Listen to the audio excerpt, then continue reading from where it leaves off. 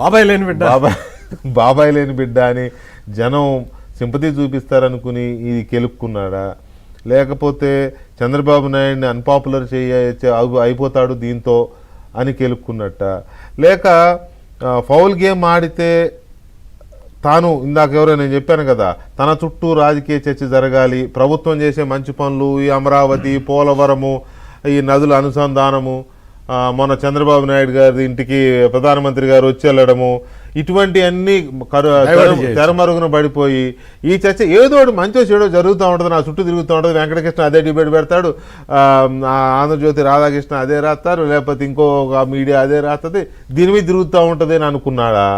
ఏంటి అతని స్ట్రాటజీ? అదే నాకైతే ఇదే కరెక్ట్ అనిపిస్తుంది. ఒక్క నిమిషం శ్రీనివాస్ రెడ్డి గారు, విక్రమ్ గారు అయినా తీసుకుంటా. ఇప్పుడు జగన్మోహన్ రెడ్డి గారు ప్రజా సమస్యల మీద ఏదైనా మాట్లాడితే కొంతవరకు దానికి అర్థం ఉంటుందండి. ఇప్పుడు లేని ఇష్యూస్ని నాన్ ఇష్యూస్ని ఇష్యూ చేసి చంద్రబాబు నాయుడు గారిని ఒక ఏదో హత్యా రాజకీయాలను ప్రోత్సహించినటువంటి నాయకుడిగా ఆయన చిత్రీకరించదలుచుకుంటే that is a futile exercise. అది ఒక వ్యర్థ ప్రయత్నం. అది ఎందుకంటే నేను ఎందుకు చెప్తున్నా అంటే, చంద్రబాబు నాయుడు గారు ముఖ్యమంత్రి అయిన తర్వాత, లేకపోతే ఆయన జనరల్ సెక్రటరీగా ఉన్నప్పుడు అసలు ఒక కల్చరు ఆయన ఒక డెవలప్ చేశాడండి, పార్టీలో కావచ్చు, రాష్ట్రంలో కావచ్చు. అంతకుముందు ఎట్లా ఉండేది, 89-94 మధ్య 3 ముఖ్యమంత్రులు మారారు, ప్రతిరోజు గొడవలే. ఇప్పుడు రాజశేఖర రెడ్డి గారికి శత్రువులు, నిజమైనటువంటి శత్రువులు తెలుగుదేశంలో లేరు, కాంగ్రెస్ లోనే ఉన్నారు. కాంగ్రెస్ లో ఉన్నాడు, ఇప్పుడు జగన్మోహన్ రెడ్డి లాగా ఉన్నాడు అంతే తప్ప ఎప్పుడు తెలుగుదేశం వాళ్ళతో ఎప్పుడు గొడవలు లేవు, ఏమీ లేదు. ఏదన్నా ఇష్యూస్ మీద అసెంబ్లీలో గొడవలు తప్ప 24 గంటలు గొడవలు వాళ్ళకి ఇతింది. కాంగ్రెస్ పార్టీలో కీచులాటలు, గొడవలు, ఒకళ్ళనొకళ్ళు దించేసుకోవటాలు, ఒకళ్ళొకళ్ళ మీద దాడులు చేసుకోవటాలు, ఇవి తప్ప అసలు తెలుగుదేశం వాళ్ళతో గొడవే లేదు రాజశేఖర రెడ్డి గారికి.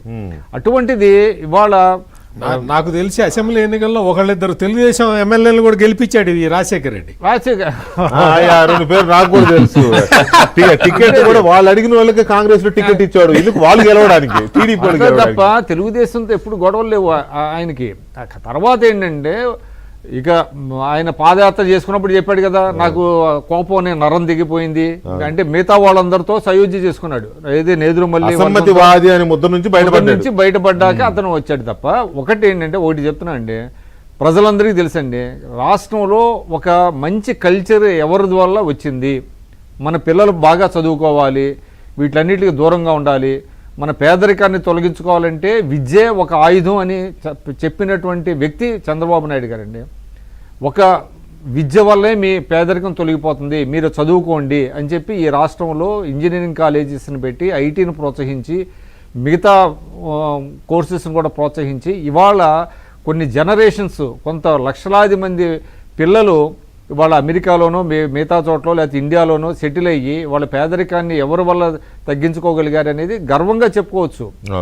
అటువంటి వ్యక్తికి వాళ్ళ హత్యా రాజకీయాలు ఎవరు చెబుతున్నారు? లక్ష్మీభారతి గారు, ఇంకెవరు? వీళ్ళకి అసలు చరిత్ర తెలుసా? వీళ్ళకి ఎవరన్నా నమ్ముతారా? చరిత్ర తెలియదు, వాళ్ళు ఆ విలువలు లేవు. ఎందుకు డైరెక్ట్ గా చెప్పేయచ్చు మనం, ఆ విలువలు లేని వాళ్ళు, వెన్నుపోటు. ఎన్టీ రామారావు గారికి నేను ఒకటే చెప్తున్నా, ఎన్టీ రామారావు గారికి నిజమైనటువంటి వెన్నుపోటు పొడిచింది లక్ష్మీభారతి గారు.